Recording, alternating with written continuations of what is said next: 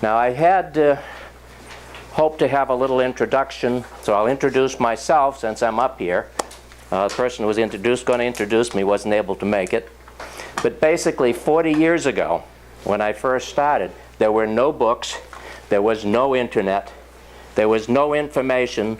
Herbs were not found in health food stores, never mind grocery stores and internet and other places. And I developed this, what you're going to see tonight, and it's going to be exactly as I did it 40 years ago. It hasn't changed. All the herbs I talked about back then are still being sold by Nature Sunshine. At one point, we only had about 30 herbs. Now we have about 700. But during all of that time, the ones that I had picked out are still with us. So shortly after getting started on this herbal hour that I will show you tonight, it's all going to be up here, I was asked to speak and do the herbal hour up in Canada. They arranged for coast-to-coast radio. When that got through down here to the U.S., I went on coast-to-coast radio here in the United States. Shortly after that, TV stations wanted to video, or not video, but do a TV program on me. So I went on TV programs. Shortly after that, at Nature Sunshine conventions, thousands of people, they wanted me to do my herbal hour. So I did my herbal hour before thousands of people there.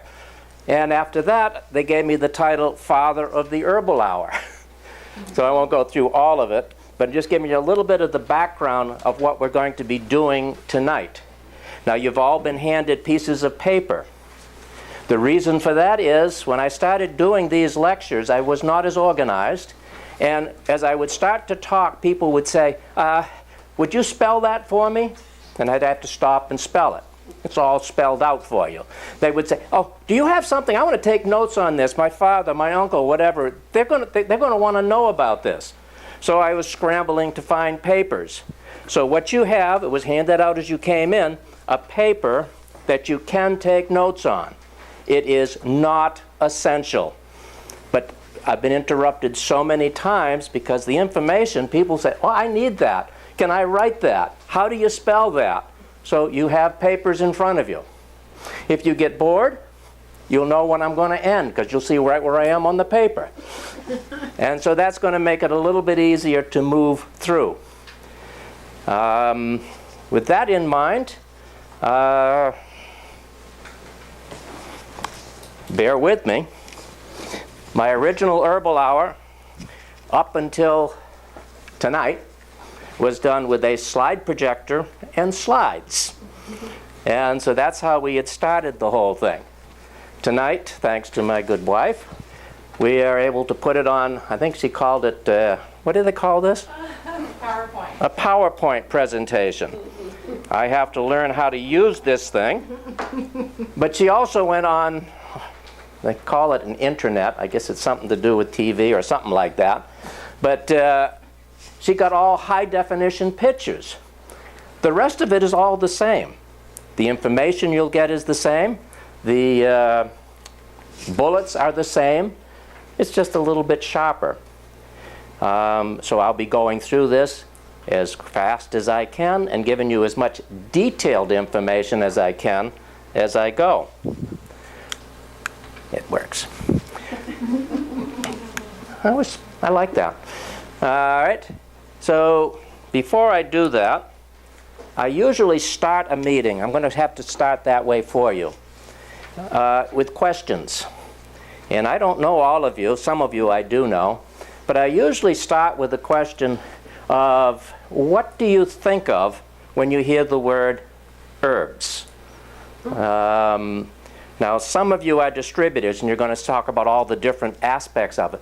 But generally, what do you think of when you hear the word herbs? There's no side effects. No side effects. See, we're getting on the medical side already. So I'm going to cut to the chase. My usual approach was cooking, spices, all kinds of things, but almost nobody said for alternative medicines or no side effects. That was unheard of. They didn't know what an herb was unless it was a spice or cooking or whatever. So that being the case, before I start, don't know your name. I'm going to pick on you. What's your name? Thank you. Just a little game. People love to start with games, so I'm going to have a little game. It's a word association game. So if I say to you, answer quickly. Prunes. First thing that comes to your mind. Prunes? Prunes. Oh, prunes. You're on the spot. Delicious. Huh? Delicious. Delicious. How about you? Crinkly. Crinkly. And you? Helps with constipation. Constipation. How about you? That's exactly what I was. Constipation. All right. Laxative. Laxative. All right. This is good. I've done this, as I say, all over the world. Scotland, England, Canada, US. And when I ask that question, I get the same answers. How about if I say to you, start over here, carrots. You can't be wrong. It's got to be you. Eyesight. Eyesight? Okay, you? I was going to say eyesight too.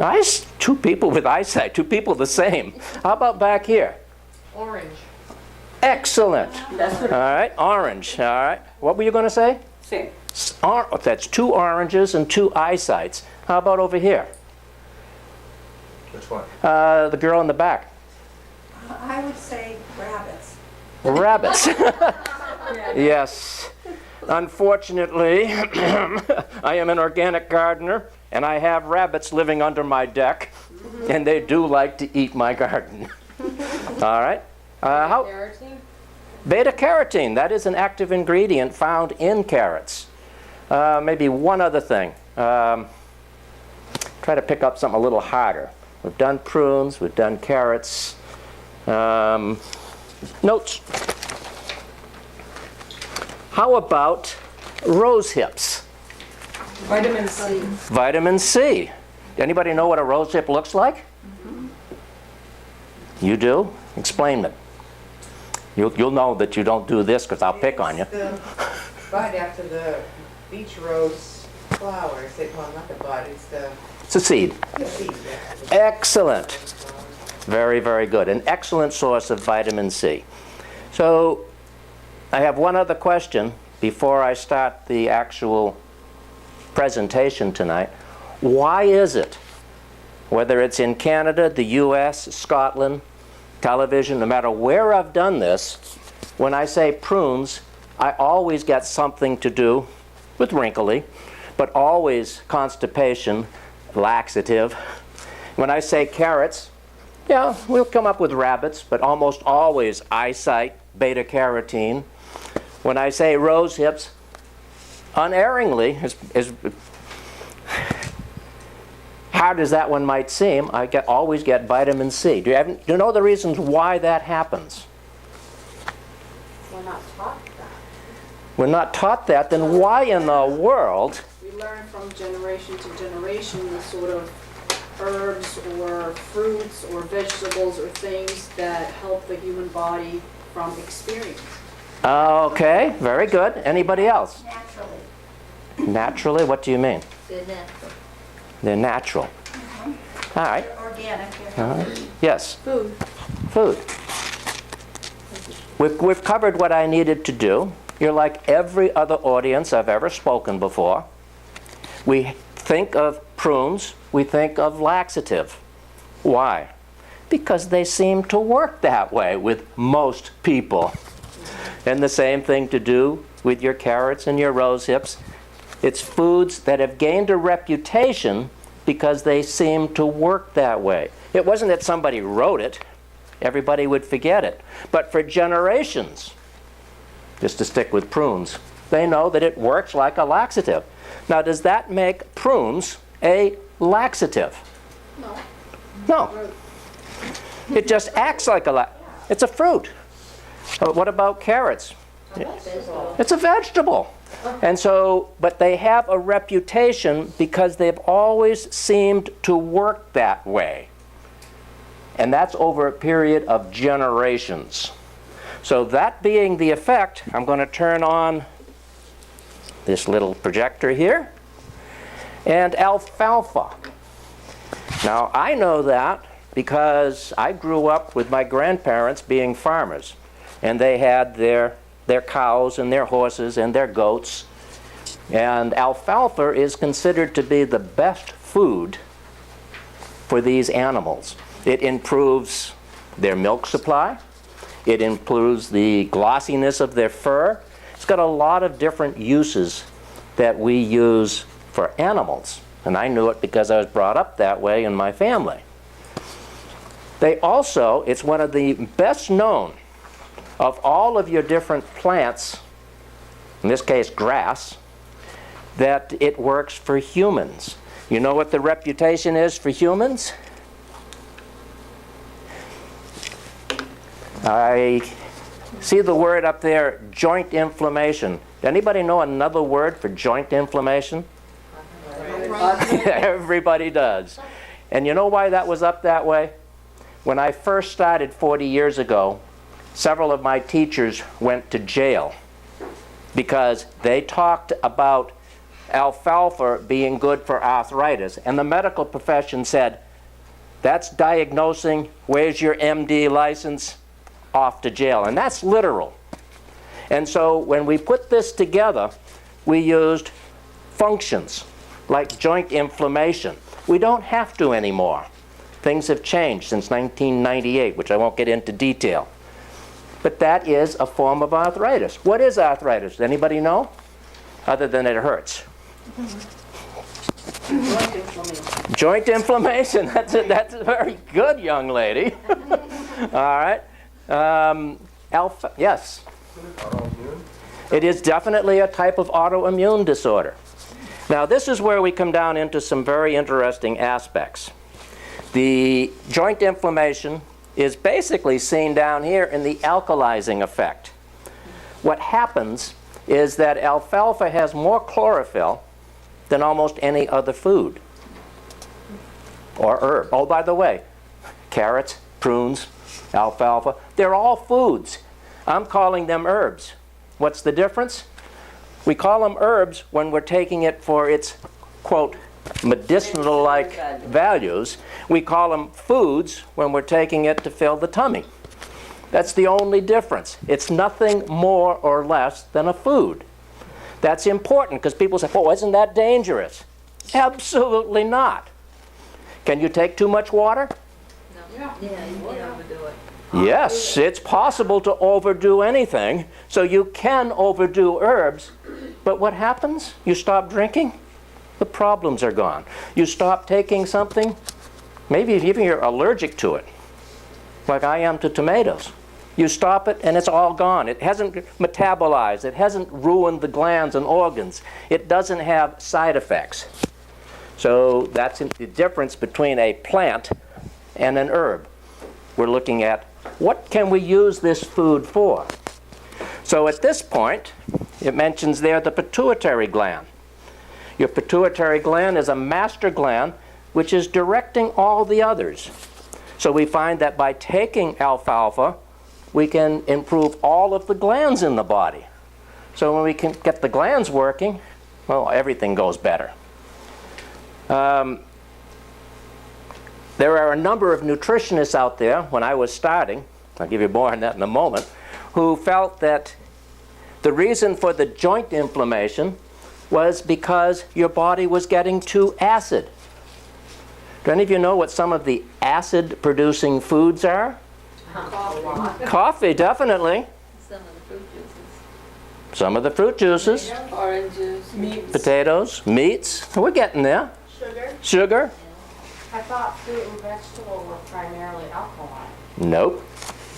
There are many that are, but not all. So that's where you have to know the difference. And so let's go to the alkalizing. I'll speed it up a little bit. You mentioned fruits. Grapes, very, very alkalizing. And there are several others that would be alkalizing. Spinach, dark green vegetables, lemons, which are very acid to eat, but they become very alkaline. The body changes it.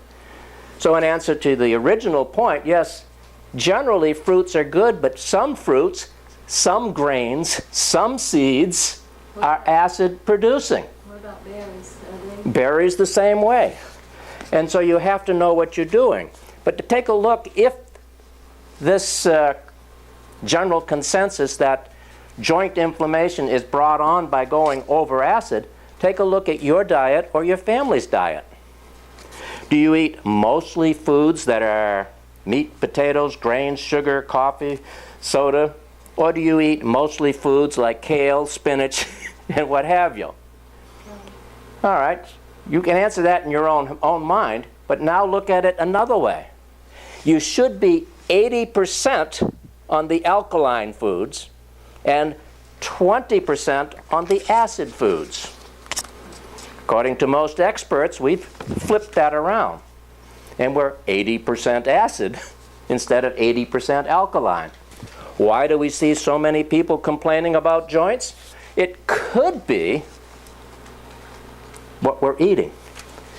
Why does alfalfa help? It's a concentrated bit of food. If you took a pile of food on your plate and you dehydrated it, that great big plate full of food comes down to just a little pile of dust. All right? So that's a concentrated food. So by taking alfalfa, you are taking a lot of alkalizing foods into the body. If you do it long enough and eat plenty of potatoes, grains, sugar, coffee, and soda, you'll get nowhere. But if you will cut down or cut out those foods and add in the better foods, take your alfalfa, you'll gradually alkalize the body.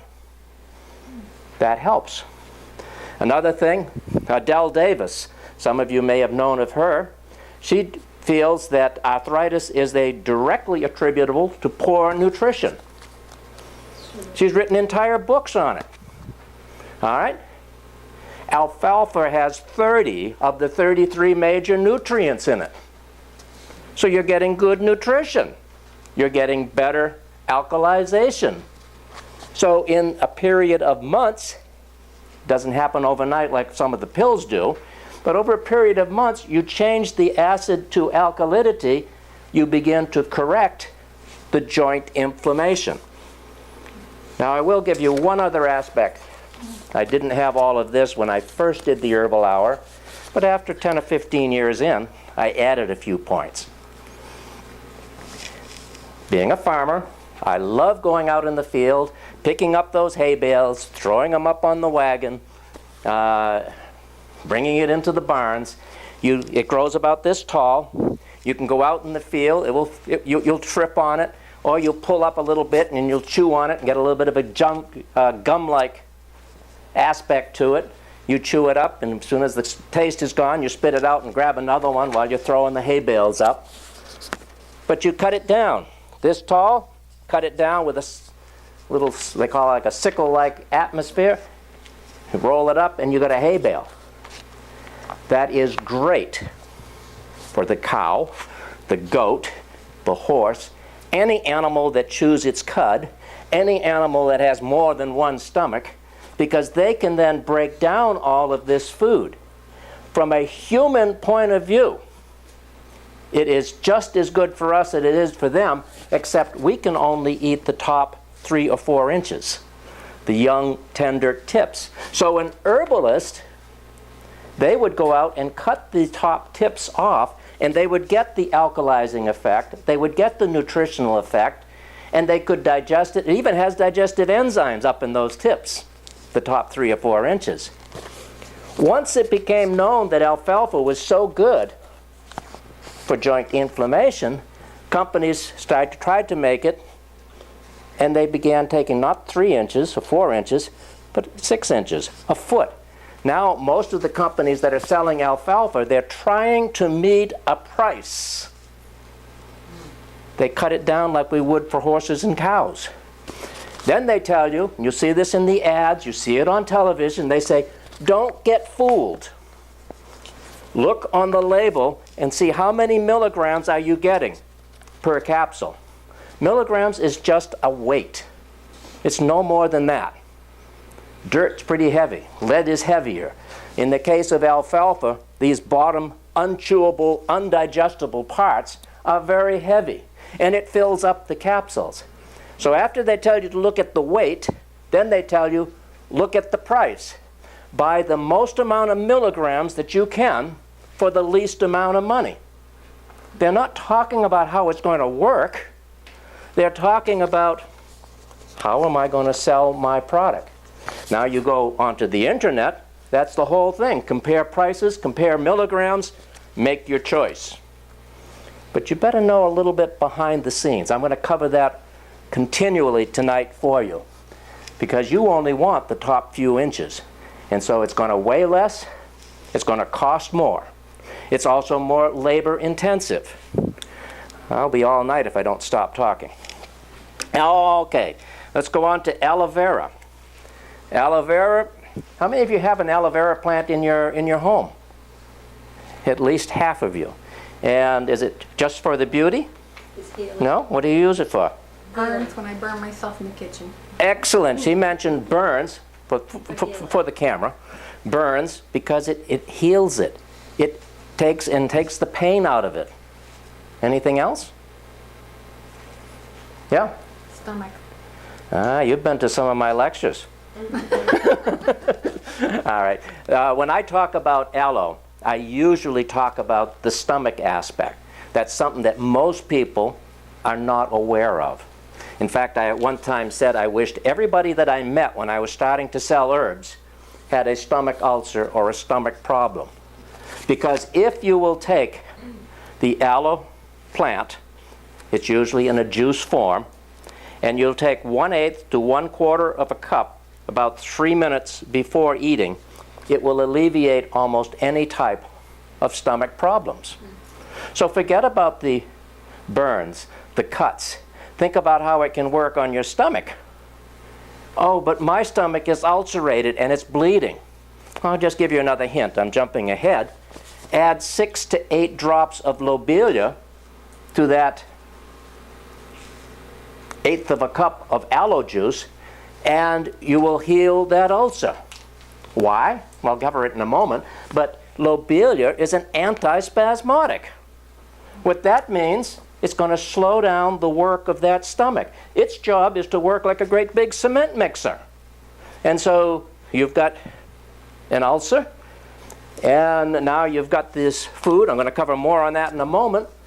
But if you can slow it down, and if you can give it some aloe, aloe will heal it.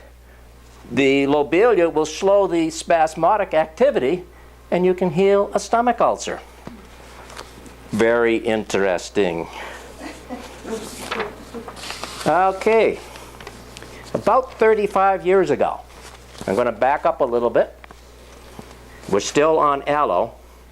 I had a meeting here at my house. It was of herbalists, doctors, and health professionals, about 70 people. I used to live in a small apartment. This is a Gambrel type house. Up here, you could never fit more than a half a dozen into that apartment.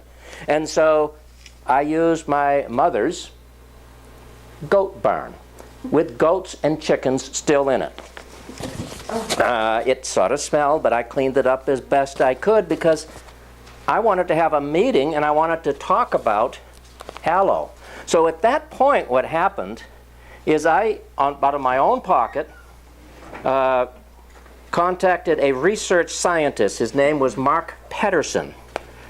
He was working on a book at the time. It's now a book that I refer doctors and pharmacists to called Nutritional Herbology. And that book lists all of the ingredients, the vitamins, the minerals, everything that's found in the various herbs.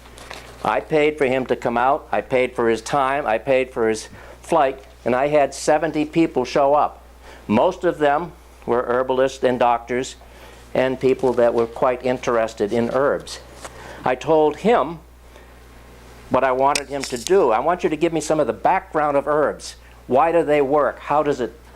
And of course, that was his whole book. So he came out. I said, the big thing 35 years ago, it's still here now, was aloe vera. Everybody wanted aloe vera, and everybody had the best aloe vera, and you had all kinds of prices, but nobody had second best. They never do. And so I said, how do I determine a good aloe vera? I said, I'd like you to address that, yes. Does that come in teas, aloe vera? It comes in a capsule that you could make into a tea, but most people buy it in a liquid form. All right? By the way, if you have questions, if they're short and easy, I'll answer them. If it's going to be involved, I say save it to the end. But here at this point, he gave all of the reasons why herbs work, the science behind it. That had never been done before. His original work, Nutritional Herbology by Mark Pedersen. Now there's dozens of books out there. And finally, about 3 or 4 hours in, he got to the subject of aloe. Now, when I sent out my invitation to people, I said, what I want you to do, because they all had their favorites, and Nature Sunshine had some too, but I was selling very little of it. I'll tell you why in a moment. I didn't know what he was going to say. And so I told him, bring in your favorite. And Mark was supposed to tell us, how do you determine a good aloe from a not good aloe? All right? He's talking for about 2 or 3. He says, Bill, will you go get me a drink of water? He said, I'd prefer either distilled or reverse osmosis. Oh, good. I'm getting a little thirsty already. He was many hours. He ran. I ran in. I got him his drink. I brought it out.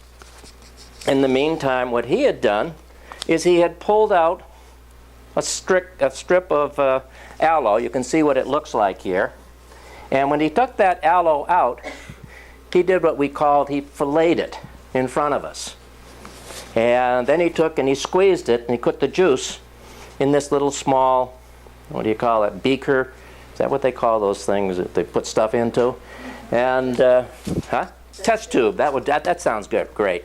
And so he put it in there. And then he had a chemical. I found out later, I didn't know at the time, it's actually a urine sugar test tablet. I had to call him and ask him about it.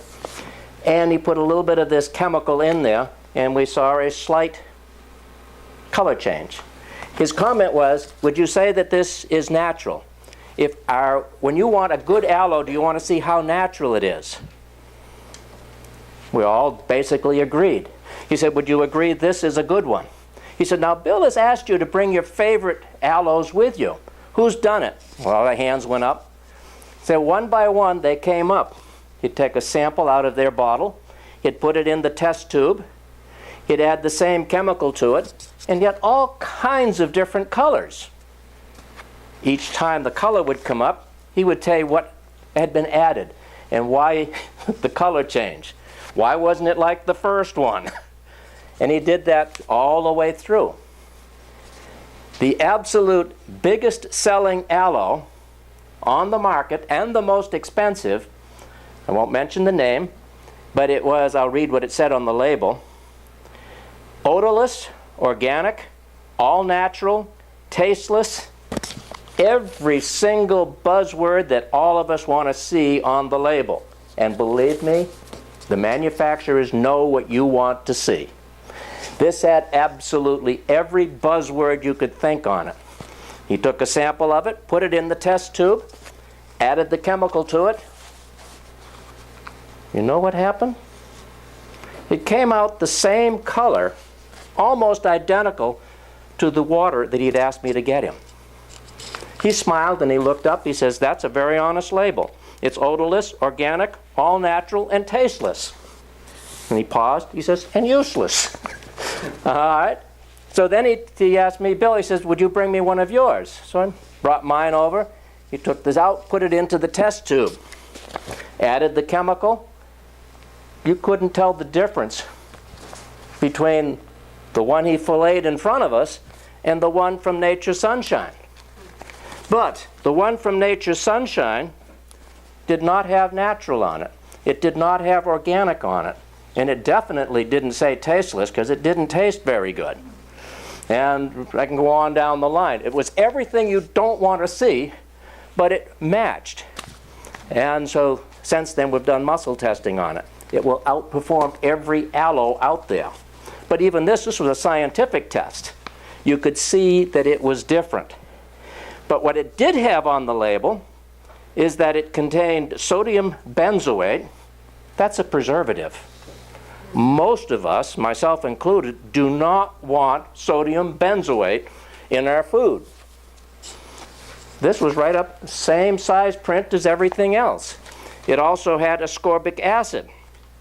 Well, actually, that's vitamin C. That's not too bad.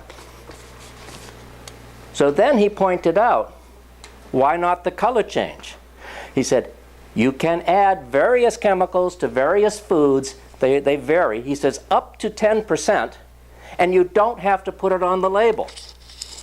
Nature Sunshine, in their aloe vera, uses 1/10 of 1%, and that's a preservative. You have to use a preservative in any type of fluid, or you'll be very, very sick. The ascorbic acid is why they could use so little of the sodium benzoate. But the point was the integrity of a manufacturer. This is when my confidence began to build. If they will put on the label that it contains sodium benzoate, same size print as aloe and everything else, knowing that we don't want to see it, and they never made any of the claims that I'm bringing out to you. I got this from somebody outside. I said, that's integrity.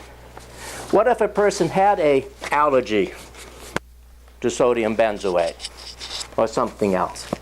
That began to tell me that I trust the company. Anyway, I said enough on aloe. I had to give you that personal deal. This is black walnut. Now, I grow black walnuts. I got a question. Good for the heart. Is it good for the heart? I'm repeating for the camera. It might be, but I doubt it. Let me just ask you, you can see skin disorders and parasites out there. You can see the plant.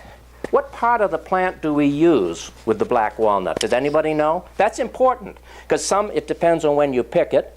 Some it depends on what part of the plant you use. There's a lot of things that come into play. So what part of the plant, whether you can see it or not, do we use herbally? The inside? The insides is a very, very good guess, and it's totally wrong. How about you? The bark or the root? The bark. On a lot of cases, we do use the bark, and many times that does kill the tree, so you've got to be careful, but you're wrong. All right, so it's not the... Is it the outside shell? Oh, are you good? It's that outside shell. Have any of you ever picked up black walnuts? A few of you. What happened? It turns black. Turns black. By the way, Stains. right, the Shakers over in Harvard use it as a dye. Yeah, it stains so well, you're going to take an awful long time getting it off. But that is the part that works on the skin disorders and the parasites. So then you've got two of them there. Antifungal goes back up to your skin. Why did I have iodine down there? Anybody have an idea? It's easy. It's rich in iodine. Yeah, iodine does turn things black. Iodine is also, do you know what gland in the organ has to have iodine in order to work? Thyroid. Thyroid, yes, that's fine. Right. Every gland in the body, the mineral is like a spark plug that makes everything work. Do you know what makes the pancreas work? What mineral? No, we got to think. Chromium.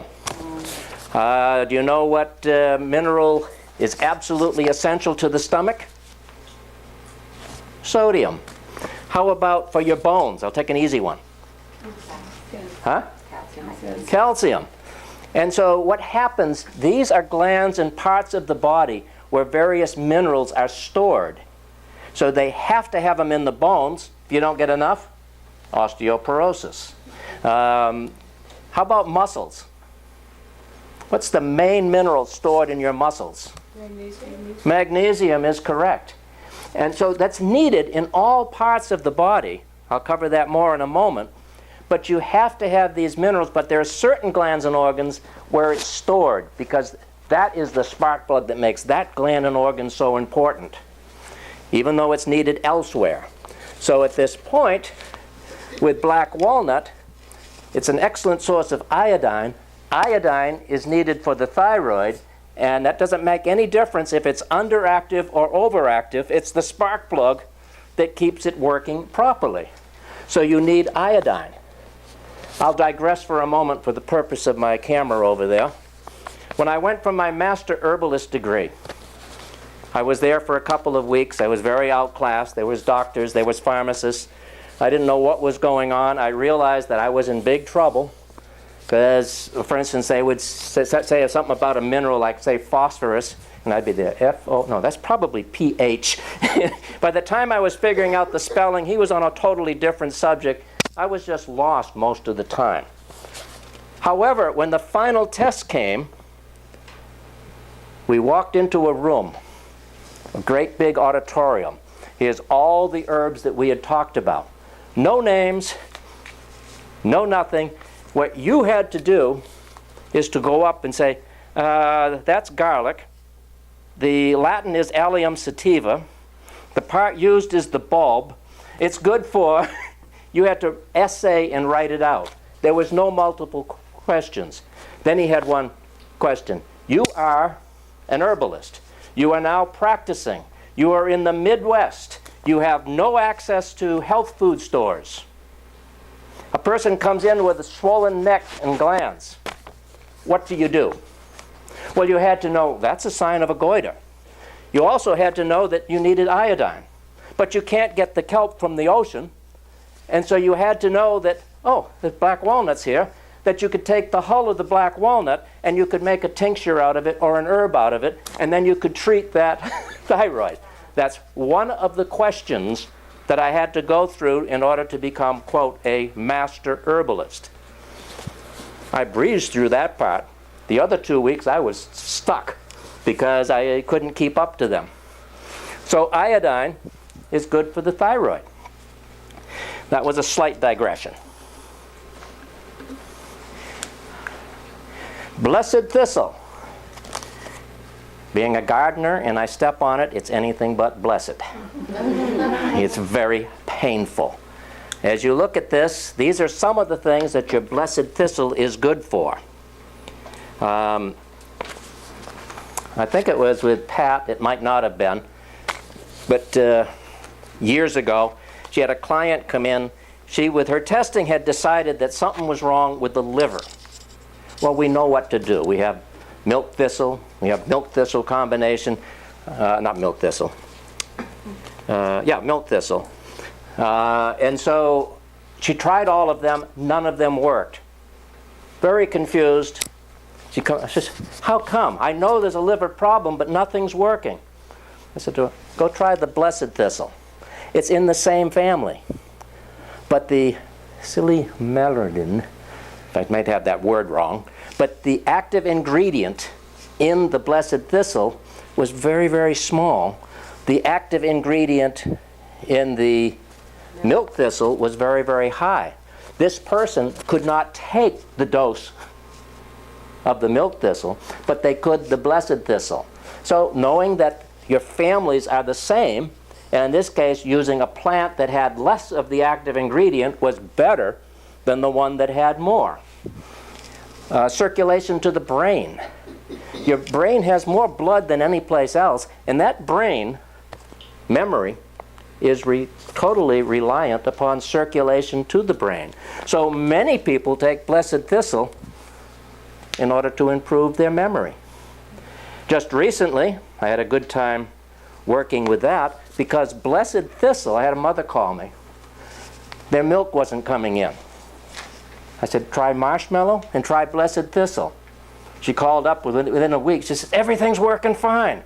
Blessed thistle, looking at my notes, promotes milk production in nursing mothers, whereas your marshmallow enriches it so that you have less colic.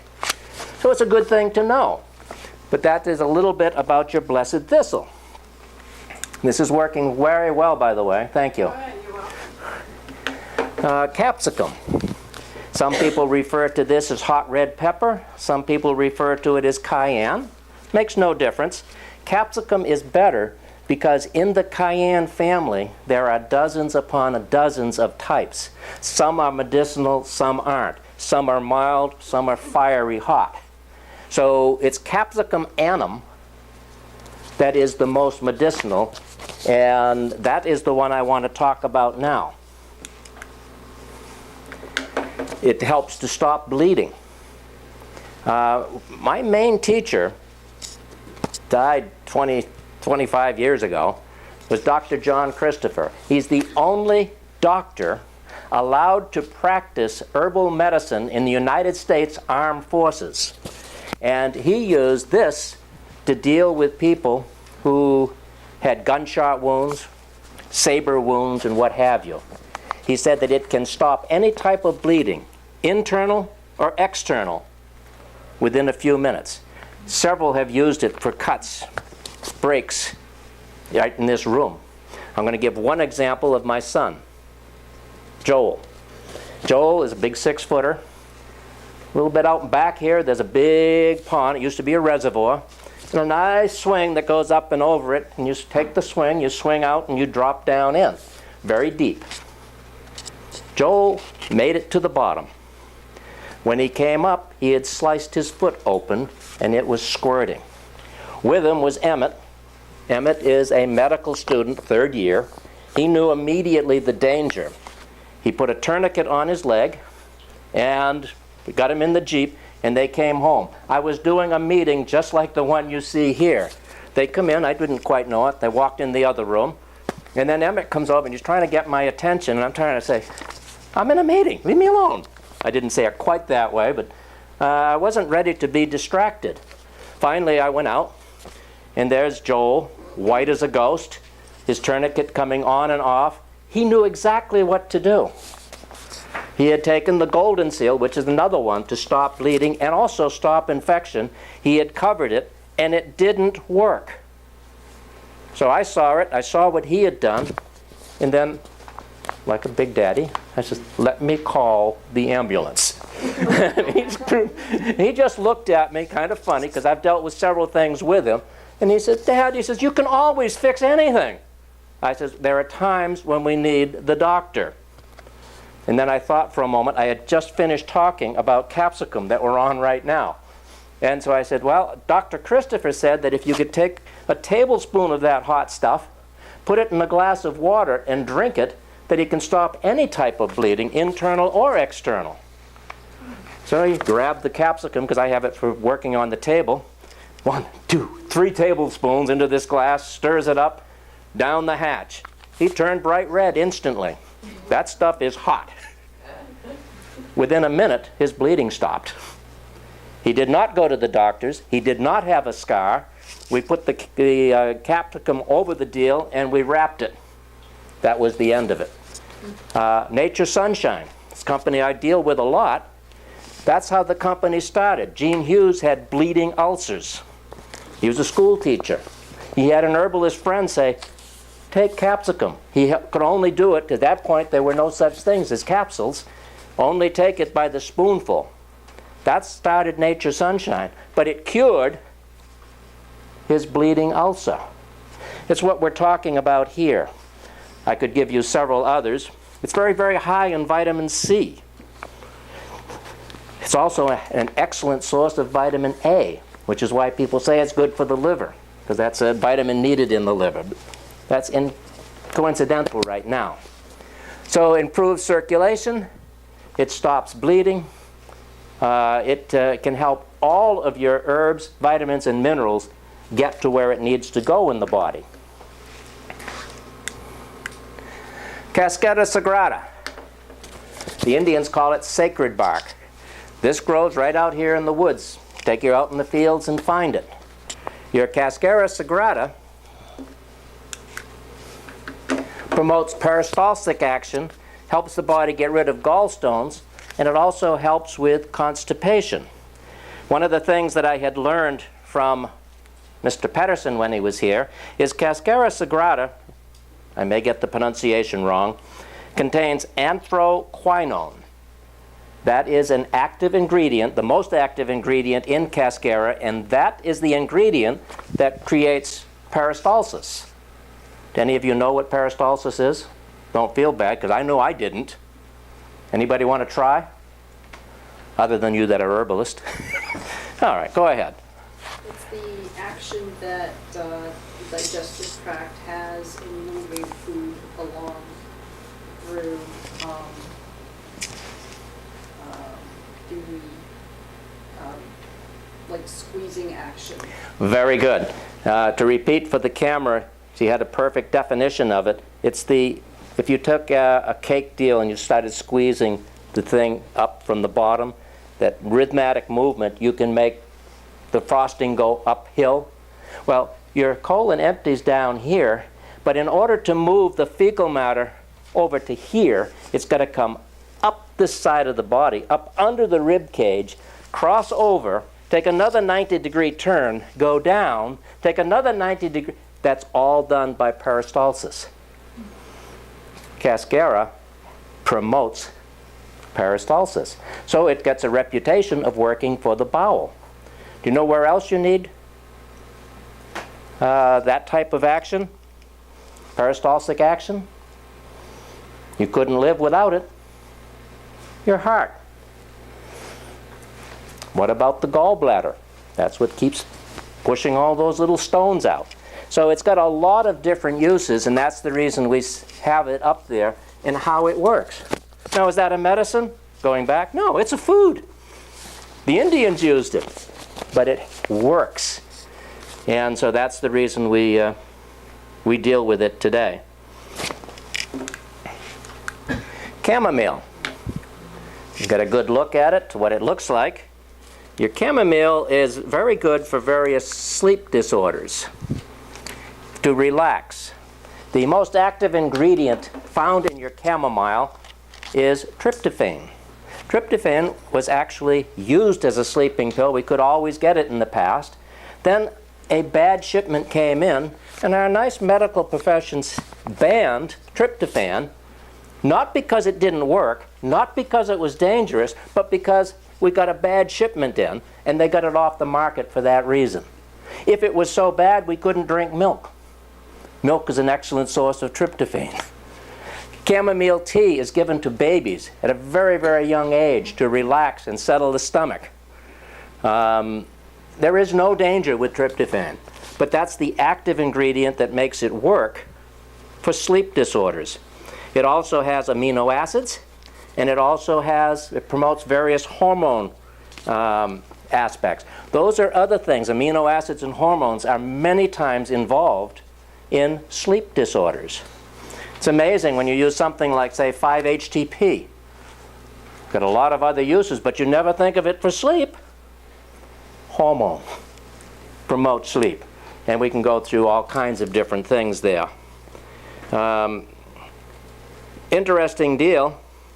The FDA approved Prozac within days of banning tryptophan. That was from Alternative Magazine, Volume 6, Number 4, just in case you think I'm making anything up. They want to take anything that works, they try to get rid of it on us. It's safe and it works. Chickweed grows well in my garden. I wish it didn't. It's very, very sweet. It's loaded with vitamins and minerals. It's a fantastic fat emulsifier. What that means is that it eats up fat. It also dissolves cellulite. It's the main ingredient in our SF formula. That's one of our original formulas that we started with. The main ingredient. It aids digestion. It eats fat. It's got so many different uses. It works just like lecithin. Sometimes I would take lecithin and put it in a greasy pot at some of my meetings just so people could watch the grease go sucked right in. That's what it does in the body. That's what chickweed does. Helps to eat up that excess fat. Excuse me, Bill. Yes? What was the product that has the chickweed you just mentioned? Chickweed, the active ingredient in the, well, chickweed is the product. What was the product called, the NSP product called? Chickweed. Yes. Oh, SF. Okay, I'm sorry. SF is I'm going to cover that at the very, very end. It's a combination for weight loss, and chickweed is one of the ingredients, the main ingredients in that weight loss product. Stands for skinny milk. All right. Now, this will be of great interest to you because a few years ago, 35, when I was just getting started in the herbs, I was very excited about chickweed. We had a customer who was losing his license as a pilot because he couldn't get his cholesterol down. Chickweed will also bring down cholesterol. So anyway, we did that. We got great results. We were having great results with the SF. We also were selling it singularly, so it was great. All of a sudden, it was on back order. What that means is we couldn't get it. When I called the company, they said, it doesn't meet our high standards. That didn't help me too any, but it was an answer. In the meantime, all of our competitors got all of the chickweed that they wanted. My customers would say, well, if you can't get it for me, I'll get it someplace else. I said, well, they just tell me that it's not meeting their standards. Any of you ever hear of Chernobyl? Place over in Russia? They had a little accident. 80% of all chickweed in the world comes from around Chernobyl. So what had happened, I found this out 2 years later. I was talking to a research scientist at Nature Sunshine. Way back then, they had millions of dollars in testing equipment, and they immediately saw this is radioactive. We can't use it. All of our competitors continued using it. We took it on the chin because we couldn't get it. So if their quality standards are not met, it can be by the nutrient value, it can be by pollution, they just say no. That helped me to understand the integrity of the company behind the label. That's one of the most important things. You can't always know all the facts and figures, but learn to trust your farmer, or in this case, your manufacturer, that they are looking out for your best interests. Yes? It just reminded me of the Green Zone, which was one of the best sellers. And for 9 months, we could not get Green Zone because it didn't, stand up to the standards that we wanted. In that case, it was much easier. It wasn't radioactivity, it wasn't pollution. In the case of Green Zone, it was that one of the major ingredients that we were using, the nutrient value wasn't quite where it was supposed to be. They have the equipment to measure the exact nutrient value. I'll cover that in just a moment when I get to ginger in more specific terms. But if nothing else was wrong, but that one ingredient didn't measure up, and so they back order our best-selling product. 9 months. Yeah. That is the integrity of the company behind the label. Dandelion, nice picture. All right. My other picture had a nice yellow flower on it. But what part do you think we use of the dandelion? Want to take a guess? Green. The green, the leaves? Yes, my grandparents used that. It makes an excellent, excellent salad, and it's loaded with iron. So that's a very good guess, but it's not correct. Anybody else want to take a guess as to part of the dandelion that we use in our products? The yellow flower? The yellow flower. That is, my wife would love it, because that's what you make wine from, among other things. However, that's not the part that we use. So it's not the flower, it's not the leaves. We're getting down. The root is exactly what we use. So you use the dandelion root. It's one of our favorite products, real cheap. It detoxifies the liver, it builds the blood, and it's very high. Remember we said earlier, the stomach has to have lots of sodium? Without sodium, it can't make hydrochloric acid. Without hydrochloric acid, you can't break down your food, the coating, and without breaking down the coating, then it can't, the enzymes can't work. So dandelion is excellent for all of that. It's a very high balanced mineral content. My notes here, it also mentioned, I have forgotten about this one, it's 25% inulin. That's one of its active ingredients. Inulin is used in a lot of kidney medicines today. And so that's the reason they say it's good for the kidney. All right, let's move on to garlic. This is my favorite food. If any of you get too close to me, you'll see that I had garlic tonight. But garlic is one of the very best foods that we can use. Um, Somebody pick one there, because I'm not going to have time to cover everything. Pick any one of the things you want me to talk about. High blood pressure. High blood pressure. Garlic helps to bring high pressure down. It does it by dilating blood vessels, letting the blood move better. And that has been very well documented. So thank you. Yes? Question in regard to that is, do you have to eat the garlic raw in order for it to be effective in lowering high blood pressure? Or if you cook it, does it lose its potency? In answer to that question, I'm going to get into it in just a second, so that's very, very good, so I'll get into it right now. Garlic, and that's a couple of other things.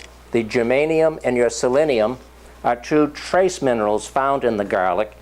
The interesting part of that is selenium is well known as a source to fight poisons, and germanium is one of the major anti-cancer fighting herbs or minerals that you can get. It's a trace mineral. You don't need a lot of it. In answer to the question, do you have to eat it raw? Not necessarily. That's best. What happens is this. The majority of garlic grown today, and I grow several, a field full of it, but most of your garlic is not grown organically. If it is not grown organically, it definitely will not have these two trace minerals. Minerals are something that are found in the soil. The plants suck up those minerals, and then you eat the plant. It converts those big hunks of selenium and germanium to little ones that your body can assimilate. It's called bioavailability. If it is not in the soil, it will not be in the garlic. So you could be buying fresh garlic, and if it wasn't organically grown, you would not be getting the benefit. Did that answer your question? Absolutely. Take another thing, the integrity of a manufacturer. Nature's Sunshine, one of the few places that you'll find in the world, I can't even pronounce the name of the machine, but it's a machine that you put the dust into the machine and it measures the peaks of all of the various minerals and trace minerals, all of them. So you can see if they're there or not. It's such an expensive machine that very few in the world. We have one. Every shipment of garlic that comes in, we measure, not once a year, not the shipment, but every single barrel. And they better find selenium and germanium, lacking in almost all garlic on the face of the earth because most of it is grown synthetically.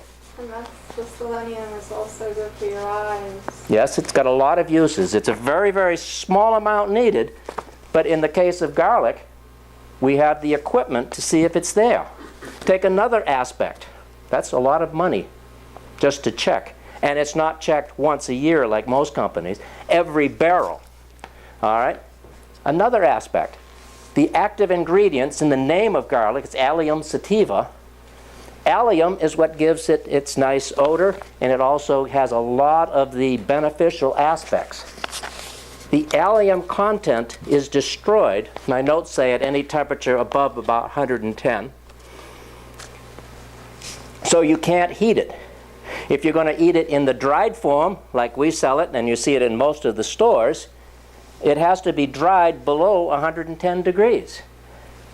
The standard operating temperature for drying garlic is 115 to 130.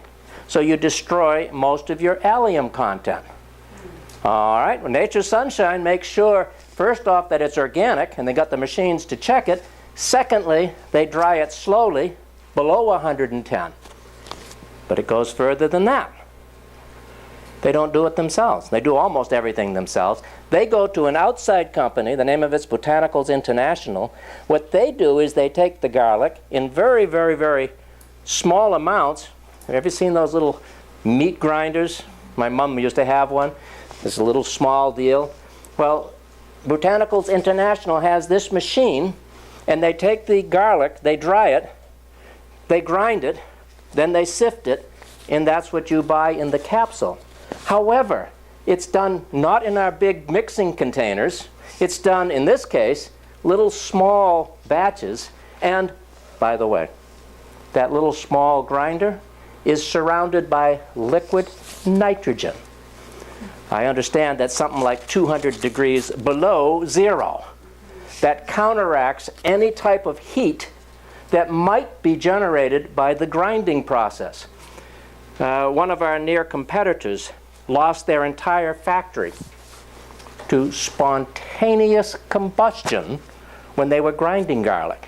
All right? Well, I grind leaves out here in my garden to put onto the garden, and I've got this great big grinder for that. Those leaves will get so hot, you can burn your hand when you put it in there. That's higher than 110.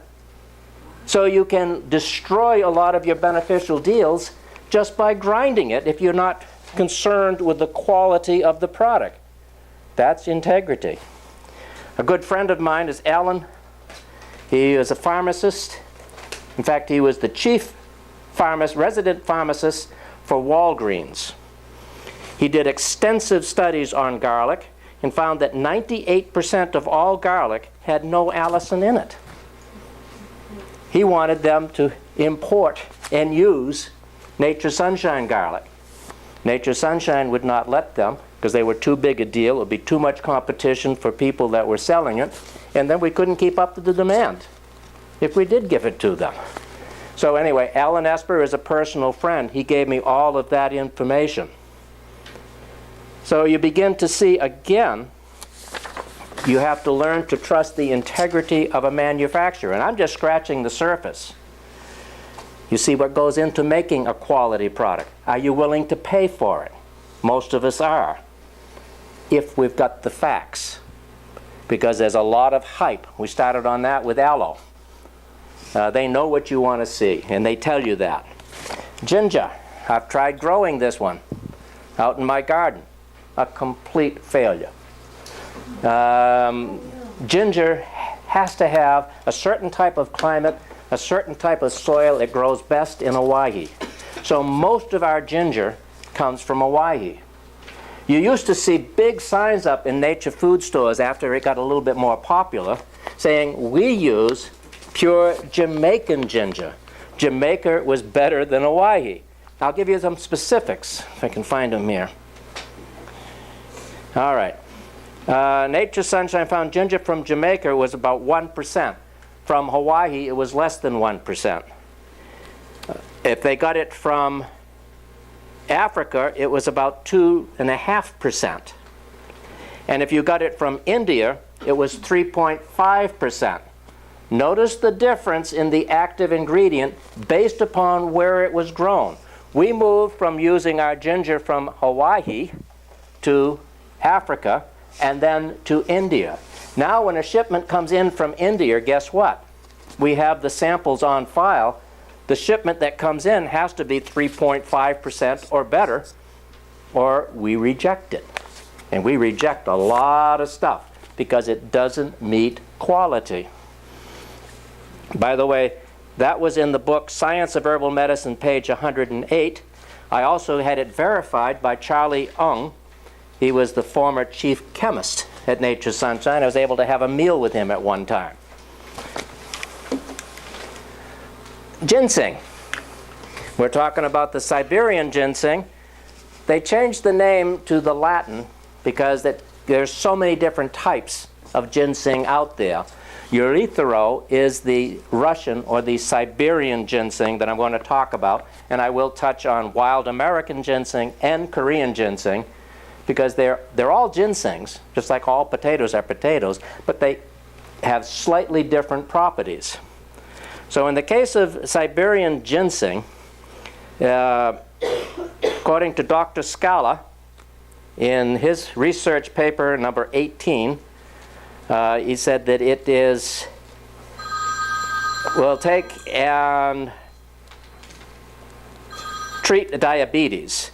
He also says, I'm reading from this because I haven't used this in a long time, from Dr. Scala. By the way, he was the doctor at the time to the American, they just had it, where everybody goes over in Russia for the Olympic, no, not Olympic, was it the Olympics? Okay. He was the doctor for them. And so he was very well known, very well respected, and I got a lot of this information from him. The reason I was able to get a lot of it, he heard me lecture, like I am to you right now at Nature Sunshine. He was so impressed with my lecture, even with all of his degrees, he said, I want you to come with me. I'm giving a couple lectures. I want you to cover some of these herbs. And I did, and so in between we would be talking, and I would get some of these papers, some of this information from him. It's used to normalize blood pressure. I'm going to read something here. Recently, research has found that stress accelerates the aging process. That's why. So we got the anti-aging up there. Sometimes called a tonic herb. It restores energy to the various organs and systems of the body. The Soviets used ginseng in their space program when they found that their cosmonauts were experiencing certain effects from the stresses of weightlessness, such as rapid heartbeat, high blood pressure, mental anxiety, and nervous disorders. That's from the book Science of Herbal Medicine, page 12. A couple of things that are of interest to you here. Again, people are always looking at price. Nature Sunshine never looks at price. It's always what is going to work, and if it doesn't measure up, you don't get it. In the case of ginseng, well, let me ask a question. Any of you gardeners out here? Even a little bit? Okay. How long does it take to grow a carrot, a potato, or peas, or beans? Go ahead. Varying degrees, my carrots take about 2 months. 2 months. That is about the average. Yeah, from seed. That's very, very good. 2 months. Some things might take 3 months. Some things like lettuce you might get in a month. Right. All right? So as a gardener, what you want to do is plant, and you have a rotation. And so you plant something that takes 1 month. When that finishes, maybe plant it in April with the lettuce. When it finishes harvesting, you might plant your beans, which may take 2 months. And you get 2 or 3 crops out of that same row. How long does it take to grow ginseng? Anybody want to guess? 6 months. 6 months. But we have a much shorter growing season than that. But you're so far off, it's not even close. Anybody else want to try? Year. A year. That's more like it. But we couldn't grow it up here too well, although it does grow up here. It actually hibernates in the winter and then it comes back. But how long before you can harvest it? 18 months. Well, you're trying hard. So I'm not going to draw it out too much. From my actual notes on that one, it takes approximately 7 years. Some ginsengs, 12 years. So what happens is this. That little thing that you call ginseng has to be in the ground for 7 or more years. The longer it's in, the bigger it gets. Ginseng is called an adaptogenic herb. You can get from the word, it means it can do all kinds of different things. The reason, it's in the soil longer. It's pulling from the soil. It's pulling from the air. It's pulling from the water. It's pulling from the sun. And it gets almost every nutrient in high amounts. And there's only 7 herbs in the world that are called adaptogenic. Part of the reason is this, but I'm using it to show why it could be more expensive than other things. If you're a farmer and depending upon your garden to supply you with money, and it's going to be there for 7 years, you're going to charge 7 times as much as you would for your carrots, because that's how long it took. So it's anti-stress, anti-aging, it's male hormones, it's endurance, it does all kinds of different things. Are those all the 3 ginsengs? Ginseng is ginseng no matter what. This is the least expensive, and it's the best for anti-aging and anti-stress. If you wanted for male hormones, which you can give to a woman also, the male hormone, the testosterone, is what gives you more drive. It gets things going. All right? So it's called an aphrodisiac. That's your wild American ginseng. In between the Siberian ginseng and the wild American is the Korean. So that's where you cover all your, and we sell all of them. So depending upon what you need it for, you would know which one that you wanted. Are all 3 adaptogenic? Yes. All 3 take 7 years to grow. And so that's a very, very good thing. From Dr. Scala, I'm going to read it here, medical researcher, author. Okay, asked me to go with him. I got ahead of myself. Told me in 1995 study that Siberian ginseng was exceptionally good for diabetes. I've never seen that in the books. He also mentioned a 20-year study, which ended in 1995, that showed that Siberian ginseng lowered cancer. Just a couple of quotes from a guy who knows a lot more than me, dealing with something that I was familiar with. Hawthorn berries. This one has a very interesting aspect to it also. But basically, just think heart. Anything that has to do with the heart, hawthorn berries is good. And I won't waste time because I'm running out of time. The part that we use is not the fruit. It is the leaf and the flower. That surprises people, just like the root surprised you or the top 2 or 3 inches surprised you. It's the leaf and the flower that is used. Anything to do with the heart, and that has been in herbal books way back into the 16th century. So it's very, very well broken down. It contains choline, which helps to break down cholesterol in the bloodstream from fatty clumps that block veins and arteries into tiny particles that can be utilized by the body. Fancy word, it emulsifies fat. They also did autopsies on people who died of fatal heart attacks, and they got it capitalized, usually found to have fat in their veins and arteries. Hawthorn. If you're trying to lose weight, it emulsifies fat, it builds up metabolism. So it could be used that way, but mainly think of heart. Now this was very interesting to me. I've done a lot of international traveling, international speaking and research, but one of the things that was very interesting, I was over in Europe and we visited William Shakespeare's place. He was a pretty good author in his time, and when you visited his place, you went and he had this garden outside, and they had people who were out there to explain a lot about William. And in the middle of the garden was the hawthorn tree, and staked next to the hawthorn tree for any kind of heart condition. So interesting, way back in the time of William Shakespeare, they knew that. The guide there didn't know who I was or anything. She said, if he was living today, I'm quoting it, he would be the head of the alternative care movement. So it's quite interesting when you begin to see some of these things. You see the biblical history, you see the history in general. Herbs have always been there, they always work, they do have no side effects. It's something that you can depend on. You just have to get the right herb from the right company, the right part, all kinds of different things. My favorite herb, pretty blue flowers, it's called lobelia. This is an excellent relaxant, expectorant, and for muscle cramps. So the interesting thing here is it's a very strong antispasmodic. In fact, it is listed in the United States Pharmacopoeia as a product to overcome epileptic seizures and asthma attacks, menstrual cramps, and charley horses, whether it's in the calf, foot, or back. Very effective. Just before you all came here, I was giving an order for somebody, and I asked him if he wanted to stay for the herbal hour. He couldn't. He says, but I just got to tell you, I absolutely love that lobelia. I asked him how. He says, well, I get these cramps right on the inside of my leg, and he says, all I got to do is rub a little on or take some, and he says, it just goes away. So it's still being proved by reputation. That's what we started our conversation on.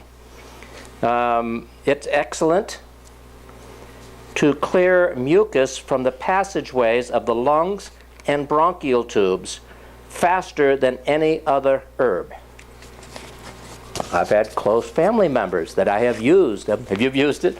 I have that stuff, I won't ever run out. All right. let me give you a background on that. I'm watching my watch. I'll finish on time. But this is an interesting sideline.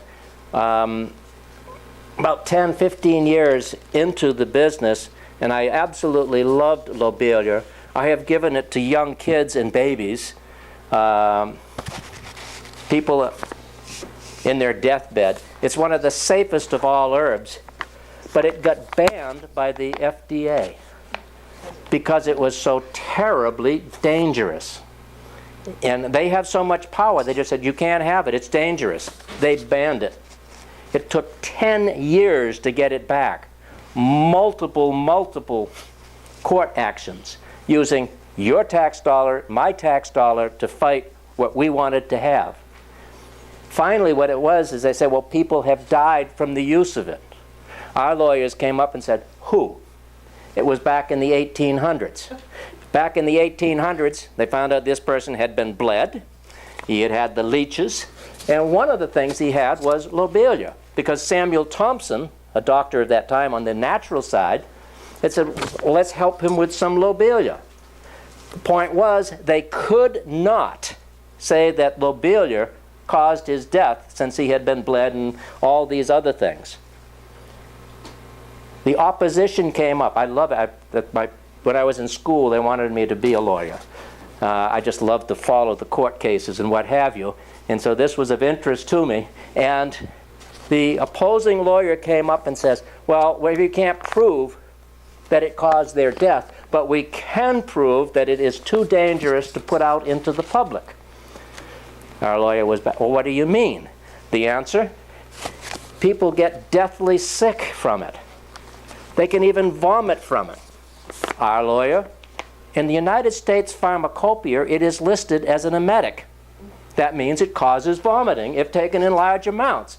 That's from your own medical book. They argued back and forth. Our lawyer came back. Well, just to use your arguments here, if it is so dangerous that it will make you vomit if you get too much, then you can't get too much. The case was finally dropped, and we got lobelia back. But guess what happened?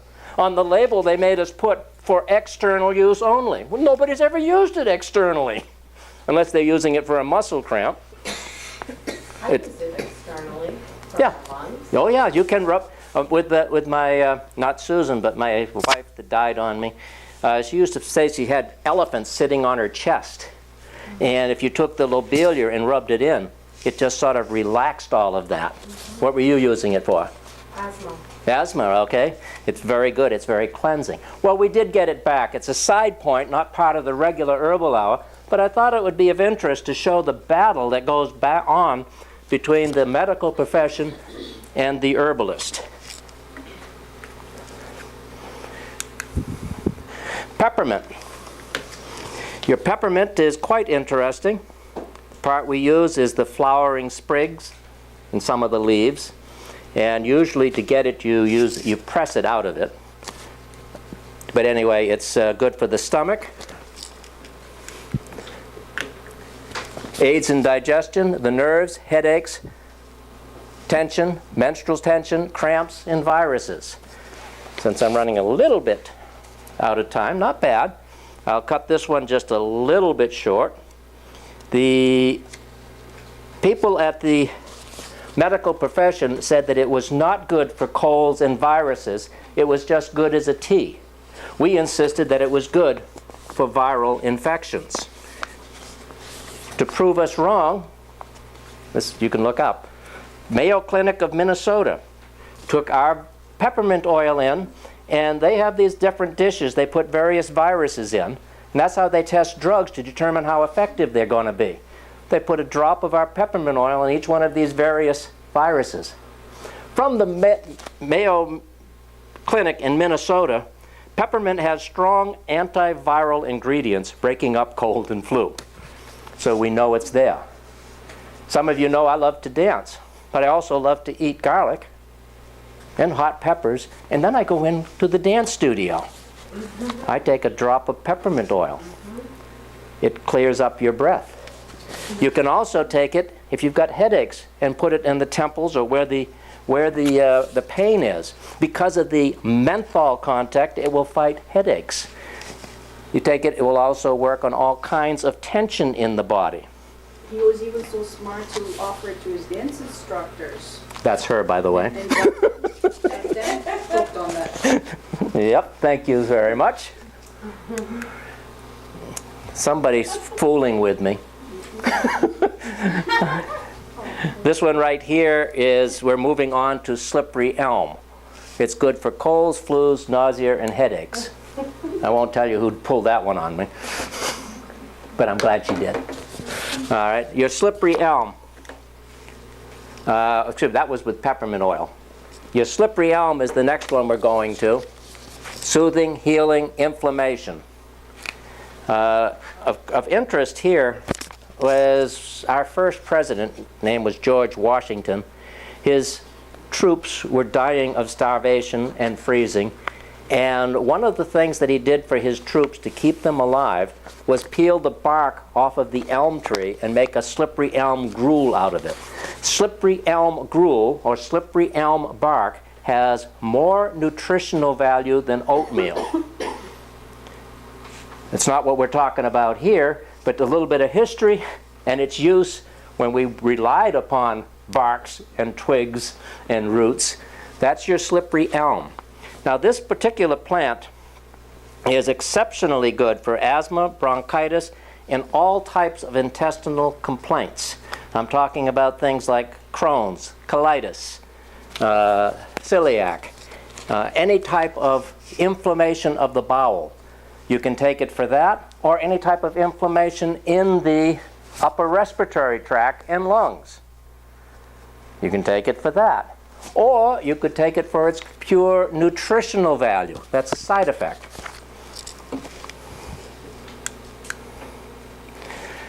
Here's your white oak bark. And it's the bark of the tree that you use. This is a very strong astringent. You ladies know that one better than me. You use astringents. Us guys call it aftershave. But you put that on to tighten up the pores. That's what an astringent does. And white oak bark is exceptionally good for that. It's also good for hemorrhoids and varicose veins. They're actually one and the same. It's just where are they located. White oak bark will help. You can also take a capsule of it. Make a bolus out of it. Mix it with a little bit of aloe. Roll it to finger size. Insert into the colon. And it will shrink that hemorrhoid right on the spot. You can take it internally. You can make a tea. Open up a couple of capsules. Make a tea out of it and drink it. Any type of gum disease. Dr. Christopher, one of my teachers, healed a person where they already had scheduled the operation for pyorrhea, a very, very dangerous gum problem. He took the actual inner bark and had them wear it day in and day out. We would use it as a tea, or I've had people take and open the capsules and put it. People lose their teeth more from pyorrhea or gum diseases in general than they do from cavities. An excellent thing to keep in mind. Also works on pinworms, thrush, cankers, fever blisters, sore gums, pyorrhea, there it is, tonsillitis. That's all dealing with white oak bark. Nice picture, Susan. Yucca. This plant right here is the last one I'm going to talk about singularly. This particular plant, anti-inflammatory, joint inflammation, high steroid content, a precursor to cortisone. They're actually all saying almost the same thing, but from different angles. The Woodland Arthritic Foundation, main arthritic foundation for the worst cases, they use 16 capsules a day with people who have severe arthritis or joint inflammation. The precursor to cortisone. Your body, basically your adrenal gland, makes cortisone. Cortisone is the body's own defense against extreme pain. That's why some people in accidents, they get through the extreme pain. Their arm's laying out there and they're getting through it. The body saw this it gave them information to the brain, to the adrenal gland, back, and it said, you're not feeling this yet. That's cortisone. Doctors picked up on that and said, okay, that stuff works good. They learned how to make it. They give you a shot of cortisone where the pain is. The pain goes away. Better to feed the adrenal gland, yucca does that, and let the adrenal gland make the cortisone, and then let the brain, the way you were created, send a little bit of that cortisone over to where it's needed. A fantastic product. And I lied. I have added a couple of new herbs. I'll go through them. Echinacea. This is new to the Herbal Hour. Echinacea fights colds, flus, infection, strep throat. It's a natural antibiotic. Oh, I got almost everything. An interesting thing I'll give you here. We have it in a capsule form. We also have it in a liquid form. There are 30 different varieties of echinacea. 3 of them are medicinal. I won't get into detail because right now my mind just went blank, but it's the Augustifolia and 2 others. And so what Nature's Sunshine did is they took those 3, the hardest to find, the most expensive, and then they extracted them using alcohol. They checked. There were still active ingredients. They used glycerin. They checked. There were still active ingredients. They used hot water. They checked. There was still... They used 4 different extraction methods, very time-consuming. Then they combined all 4 together and put it into our, it's called super echinacea. No other company does that. It costs. It's time. You've got to get the right variety, and you also have to mix it. But that's the reason we get results with our echinacea. It's not that all echinacea is useless. They could use the right form. Most of them don't. And if they've extracted it, they definitely don't use 4 or 5 different methods of extraction and then mix them back together again. I was so impressed with this, I got to talk with and had lunch with the guy who did all of the original research on pawpaw. It's Dr. Jerry McGoughlin. I'll talk about him in a moment. But I was so impressed when he told me about this banana-tasting fruit. 2 years ago, I planted them in my garden. This year, I should get my first crop. They say it's like a... Huh? How many years did it take? 3 years. This is the 3rd year. And so I'm assuming, if this miserable weather we're having doesn't affect it, that this year I will get my first crop of pawpaw. They say it's sort of like a banana custard. And it grows from mid-Atlantic up to about here. And so I've got it growing, and I'm pretty sure that this year I'll get it. Pawpaw is exceptional. I can did so many stories recently on this one. Selective for abnormal cells. It's a fancy way of saying cancer. Cancer is an abnormal cell. This will selectively go after the abnormal cells. It slows the production of ATP. That's what feeds these bad cells. And so it robs them of their energy. Exclusively through Nature's Sunshine until recently, because this has been researched medically and through the Cancer Society, they will recommend it with chemo, with radiation. We say try it alone. Or if you have to take some of these other things, it's your choice. It will work with it, and you can cut down on the amount of the chemo and radiation. And that's medically sound. Anti-tumor, antiviral, anthelmintic. I may have that pronounced wrong. That's for parasites and worms that you get in the colon. Basically, up here, what ATP stands for, took me a while, I didn't understand it. He said it's like a spark plug that misfires. And that same person I was talking to, who was a medical doctor, said it shows an this is in quotes, an inhibitory activity over 1 billion times the potency. Somebody knows this, tell me. But the drug name was andromycin, a standard anti-cancer drug. Now, this I took off of the internet. You might want to do this yourself.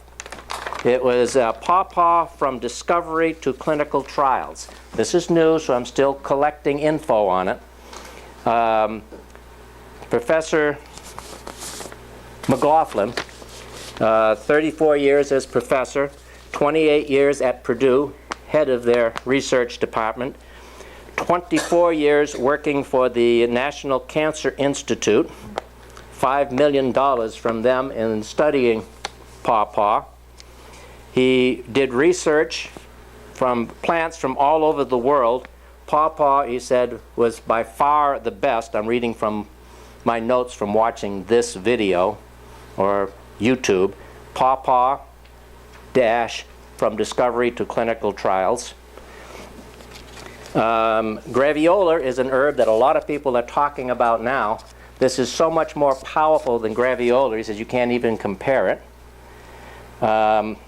He lectured at Nature Sunshine. We wanted to get rid of him because he's a research scientist. His words were this long and he had no animation, and it was like, get him off of there, because we didn't know what was going on. But he is a tremendous... The reason he came to Nature Sunshine was Nature Sunshine agreed, after seeing all the research, that they would make the pawpaw extract. And we were the first and only company to have it until a couple of years ago. What's his name again? Dr. Jerry McLaughlin. All right, he said there are 50 active compounds in pawpaw. On the video, if you watch it, you see it. It's nothing but peaks. When you deal with that drug I just mentioned, they will take one of those peaks, and that's what they have to do for medical research. They can't do the plant. That's not patentable. And they take one of those peaks, and then they will study it, costing millions of dollars. And if they get a little bit of result, they patent it, and you've got a new drug. That was the one that I was just talking about here, that andromycin, which is one of the major cancer drugs on the market. But it's one peak out of 50. And he says it's the combination that makes it work. Now here's another point that he mentioned on there. He's not with Nature Sunshine. He is a professor. We did do what he wanted because they wouldn't do it in the medical profession. He mentions the attention that Nature Sunshine puts to detail. I'm going to tell a little bit of story there. He said, the part you use is the twigs. You don't use the bark, you don't use the fruit, you don't use the roots. Those are all the normal deal. But the twigs, he found that as he was researching, he and all his colleagues. And it works on worms, it works on parasites, it works on lice. There's so many different things it works on. He said the list is practically endless. And they had a tremendous problem with a spruce bug in Canada. I have to look at the notes. So he got 110 pounds of twigs and made out the formula, and he sent it up to Canada to deal with these spruce bugs. Total failure. Didn't do a thing. So he said that's the reason they call it research. You search, and when something doesn't work, you go back and research it. This was the interesting point. The twigs must be harvested between May and June. That's the only time the active ingredients are there. Notice the pattern here. We've talked about the garlic, we've talked about the alfalfa, we've talked about the ginger. It's getting from the right spot, the right time, the right part. And so in this case, the twigs have to be harvested in May and June. He had a chart. It showed here we are in April, May, June, July, August. The active ingredient disappears. When he did it, he knew that it worked, so he just gathered up the twigs and sent them, and it didn't work. So he went back to work. He even made the comment there that Nature Sunshine checks it for the active ingredients. They only will take it between May and June. And even there, he said, what you run into, and he's not from Nature Sunshine, but he was using them because they had some of the background. He said, He also has the areas where they have all the trees. He says, and from tree to tree, the active ingredients will vary. Not terribly as much as they will with the time of harvesting, but he said what Nature's Sunshine would do if they had some that was a little bit lower from that tree at the right time, they would add a little bit more so that it was always a consistent level. Attention to detail, yes. So my guess is that Nature's Sunshine basically produces pawpaw capsules one time a year. One time a year, and it's got to last. Fortunately, twigs have a long shelf life. So you got to try to figure out how much you need and harvest it at that time. Just some side points that would be of interest to you. I have a couple of customers who were quite old. They were dealing with breast cancer. That's one of the things he mentions in the deal. It's particularly good there. And that's all they used. They refused everything in the way of radiation and chemo. He covers that too and shows how dangerous it is. But they are cancer-free. And they were only using pawpaw. And turmeric or curcumin. This one is one of our newest products. That one right there, I don't have a lot of information on, but there's a website that I'm right now reviewing, not Nature's Sunshine, but it's on curcumin or turmeric. It's good for diabetes, pancreatic cancer, and almost all other cancers, but especially breast cancer. By the way, the one that had the pawpaw, I also recommended the curcumin. He said there are 30 pathways to cancer. Curcumin shuts down all 30. He says, and all of them are related to inflammation. And so that was an interesting deal. The only thing that I have that would be of interest, because it's a fairly new product, is one of the people that does testing here. Her name is Renee Place. She told me a little bit about it. She had sharp pain, I'm reading from her notes, right up the middle of her spine. She said she couldn't get out of bed. She was in tremendous pain. She used the curcumin when it first came out, and the pain disappeared, so she stopped it. A few months later, it came back. She went back on the curcumin. The pain disappeared. When it disappeared, she stopped it. And she says, now I'm not going to stop. So that's just one from somebody that I do know that works in the muscle testing trade. It's been safely used in the Ayurvedic medicine for thousands of years. It works synergistically with almost all Nature's Sunshine products. The ones that I've personally seen it work on is with IF relief, IF-C relief, and also relief formula. My massage therapist, another one that I know, some of you know her name is Denise. Her mother was in extreme, excruciating pain. We tried a few different herbal deals. It wasn't working. They went to the strongest stuff that they had in the medical profession. It wasn't working. So I said, well, take our relief formula and add the curcumin to it. It worked a little bit. Bottom line was, it didn't work totally. But she had to have a back operation, and things fused. It was something that couldn't be handled nutritionally. But it did bring about relief when the herbal and the medical pain relievers were not working. So add curcumin to almost anything that you are doing. Yes? It helps a whole lot with fibromyalgia. Yes.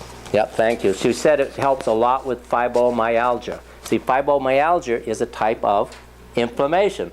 And so almost any type of inflammation will respond to the curcumin. Now, we have done something that most other companies haven't. I'm using a special type of pepper to make it far more bioavailable. It's approximately multiplies any inflammation fighter that we have, which is almost half of our products, by about 2,000%. So if you're not getting results, add it. It's an exceptionally high concentration of the active ingredient, curcumin. All right, if you turn your papers over, I've got 16 minutes left. I want to talk about some herbal recipes. In case you don't know what I mean by herbal recipes, there must be a way to turn this off.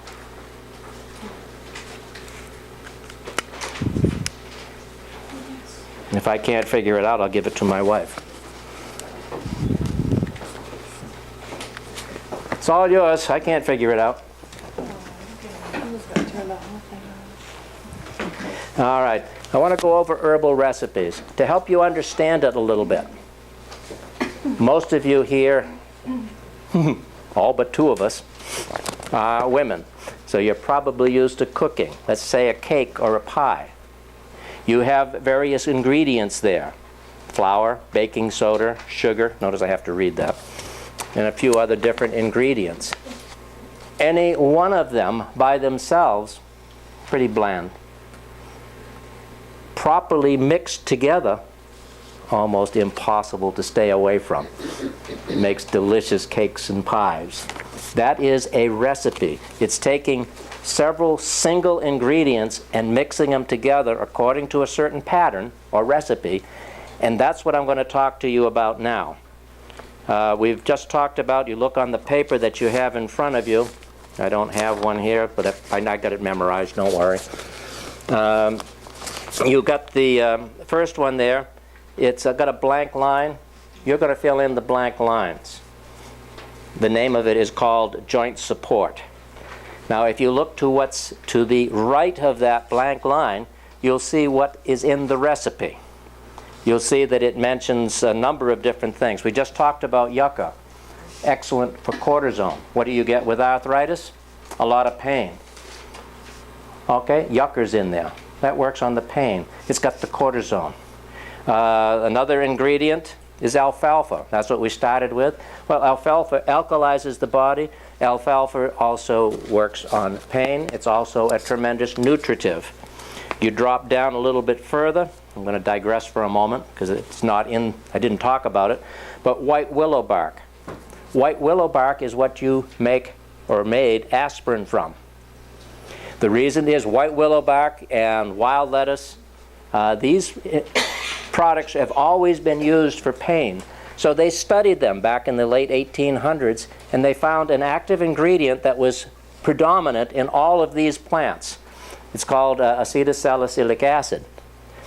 Once they had figured that out, they put it to use in various universities, and they tried to duplicate the molecular structure of the ingredient that seemed to be working for pain relief. The acetylsalicylic acid. I love that word now that I can say it. Took me a long time to say it. But anyway, they finally, by going through a very long, tedious deal, found out with biochemistry and whatever they do, they duplicated the molecular structure that was found in these plants that were used for pain. They called it aspirin. All right? Now they had to see, did it work? They took that and they gave it to people with pain, and guess what? It worked beautifully. It didn't have any smell. It didn't have any taste.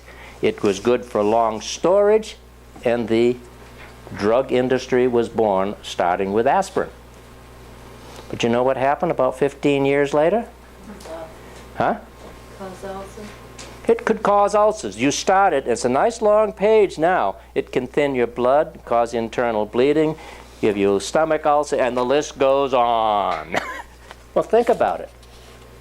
Your stomach is skin. What happens when you put acid in skin? It burns a hole. That's what an ulcer is. It burns a hole. So now you take the aspirin, it took care of the pain in your shoulder, but it bore a hole in your stomach. But that's not a problem. When that started to happen, now all you had to do is develop something to heal the hole. Another drug. But that caused, and you know where I'm going. And so now there's this whole great big long list of what it can cause. One of the worst ones that I thought was really funny is that it thinned the blood. Instead of trying to counteract that one, they put out a big advertising, aspirin will thin your blood.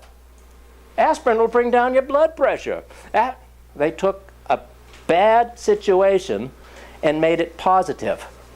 Not too smart, really, but I won't get into this. Go ahead. I have a question about the arthritis. When you talk about arthritis, are you talking about all the different types of arthritis? For Yes. example, rheumatoid? All of them. Now, you do work a little bit differently with rheumatoid than you would with the others. It's very, very difficult. But they are all the same. They are all brought on by an overacid system, by poor nutrition, and an autoimmune disorder. So your joint support, the cheapest of all of our arthritic formulas, works on all of them, and you're seeing how. We just covered the yucca, the alfalfa, and now the white willow bark. If you continued on down there, you'll see that it talked about the capsicum. That helped the circulation. That gets everything, all the nutrients to go where it's supposed to go. So the joint support would assist with rheumatoid arthritis? Yes. Talk to me about it later. You'd need more than that. But that is a very good assist. As you can see, this recipe, and that's what I'm having you write in, it's called joint support. Okay. The next one, One is joint support. number one, the first one, yes. The next one down, you'll see the thing that's called marshmallow and pepsin. Now you might want to just write to the far right of that, herbal antacid. That's really what it is. But we can't call it an antacid, but you can write it in, because you at least have the freedom to write.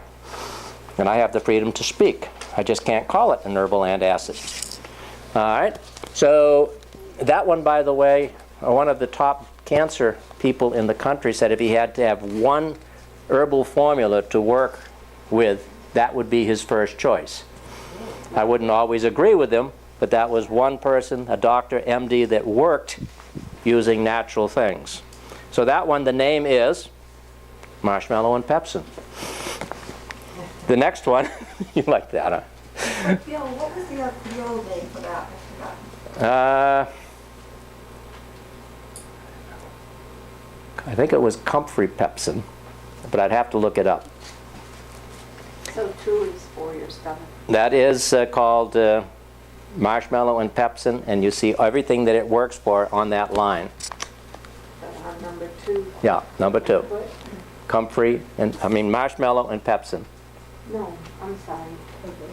Number 1 is joint support. Right. Number 2, It's marshmallow and pepsin.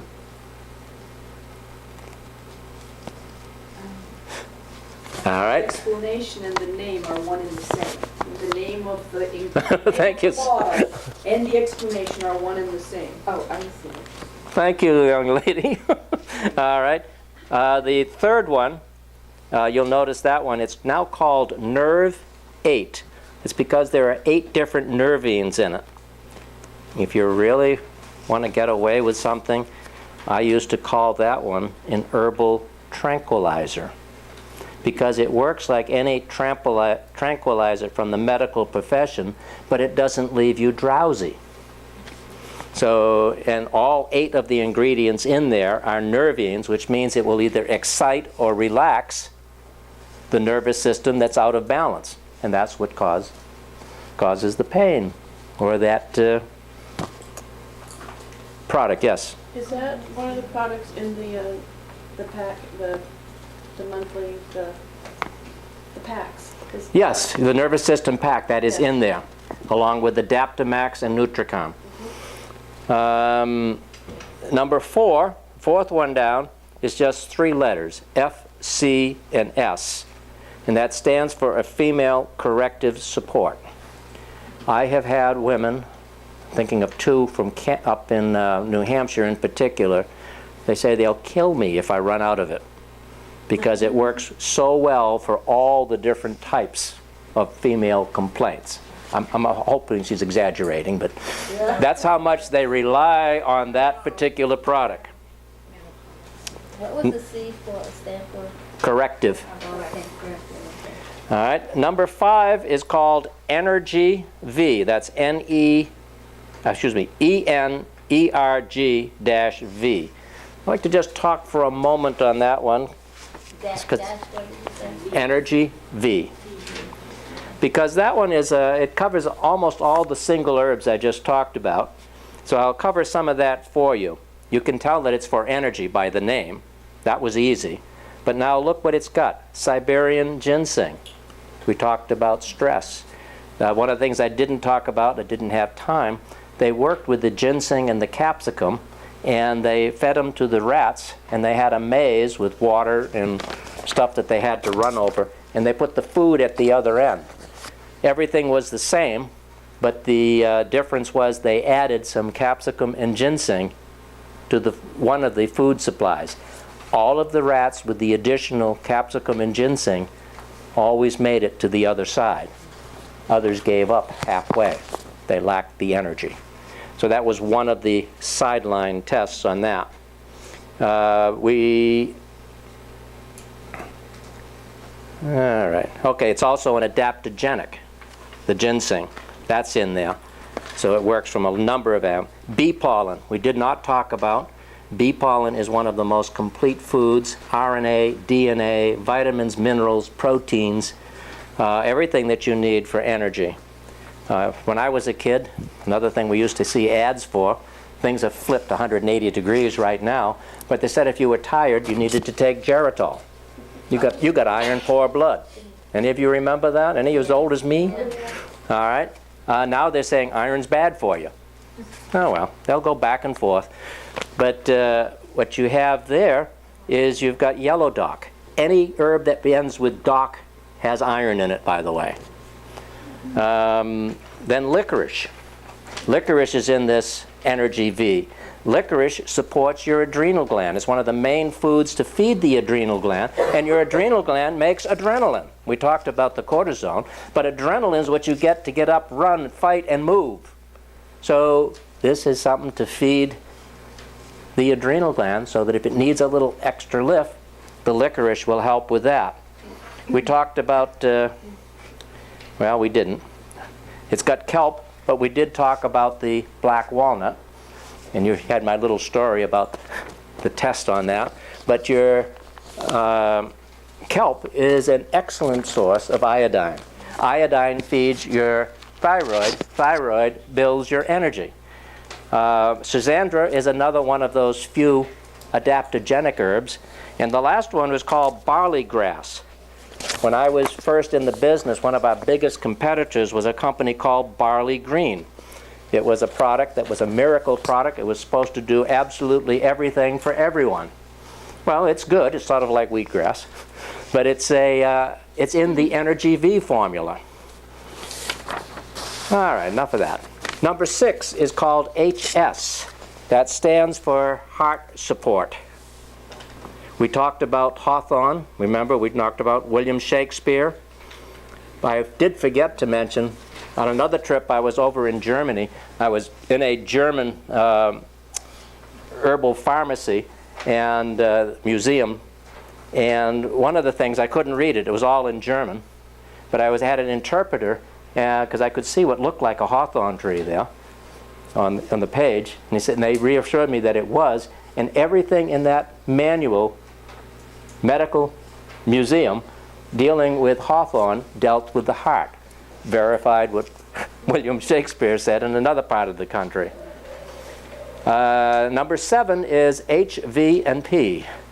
That stands for hops, valerian, and passion flower. HVP. HVP.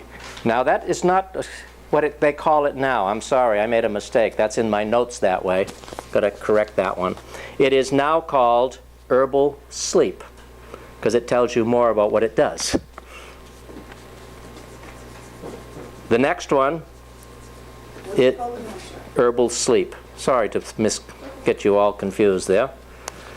The next one, it used to be called, don't write it down, K.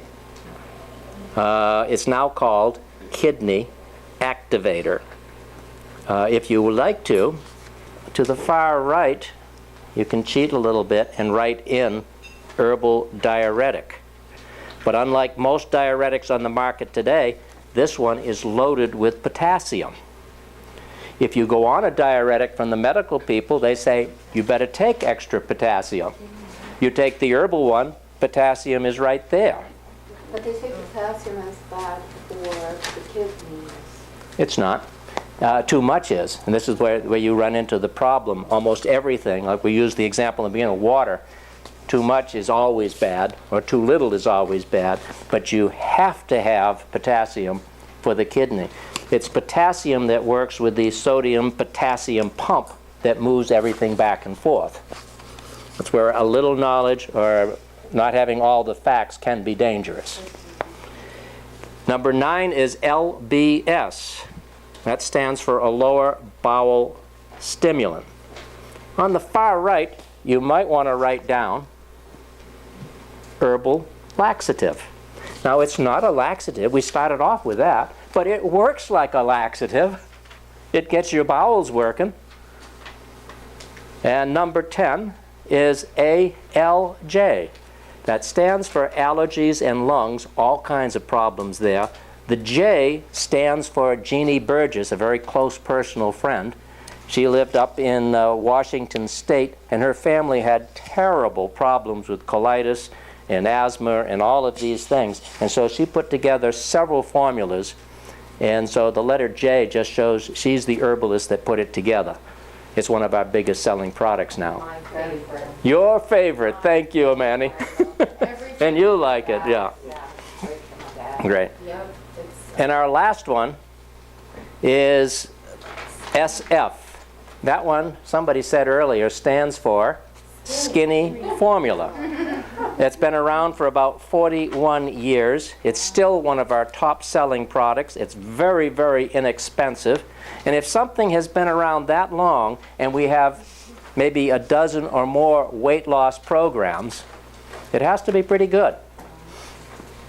And that's all I'll say on that. So you've been through the Herbal Hour. I've got approximately 30 seconds. I like to start and end on time. We did that.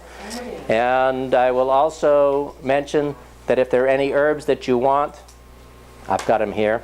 If you'd like to have an Herbal Hour in your home, if you get 10 or more people or business, I'll come and do it for you. And this whole Herbal Hour tonight, as long as it's still working over there, has been copied. We will put it on YouTube, and somebody else said they may even make a movie out of it. And so you will have that at your fingertips eventually. So basically, yep, go right ahead. I am done. All right, thank you. Let me just shut this camera off and then